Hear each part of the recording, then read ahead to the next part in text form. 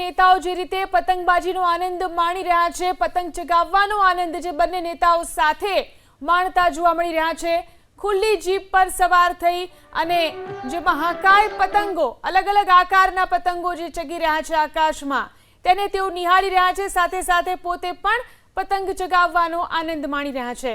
આંતરરાષ્ટ્રીય પતંગ મહોત્સવ જેમાં દૂર દૂરથી દેશ વિદેશથી અનેક પતંગબાજો આવતા હોય છે। જોઈ શકાય છે આ મોદી લખેલો આ પતંગ અત્યારે આકાશમાં લહેરાઈ રહ્યો છે। વધુ વાતચીત કરીશું, અમારા એડિટર રોનક પટેલ આપણી સાથે ફોન લાઈનથી જોડાયા છે। રોનકભાઈ, આજે જે ઐતિહાસિક ક્ષણો આપણે અહીં જોઈ રહ્યા છીએ પતંગ મહોત્સવ, અને તેમાં બે દેશના નેતાઓ પણ પતંગબાજી કરી રહ્યા છે।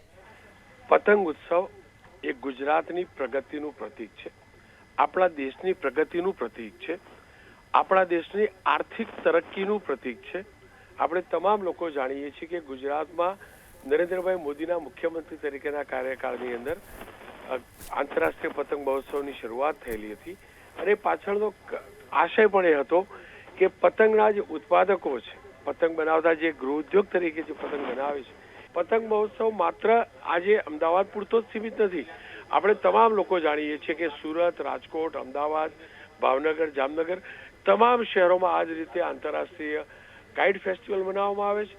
દુનિયાભરના પતંગબાજો ભારત પહોંચે છે, ભારતની વાત દુનિયાભરમાં સ્પ્રેડ આઉટ કરે છે, ભારતની તરક્કી, ભારતની સંસ્કૃતિ, ભારતની સાંસ્કૃતિક ધરોહરની વાત દુનિયા સુધી પહોંચે છે, અને એ જ આશય સાથે આ શરૂ કરાયો છે। પરંતુ આજે એને વધુ આંતરરાષ્ટ્રીય ઉડાન એટલે મળી છે કે જર્મનીના ચાન્સલર પહોંચ્યા છે,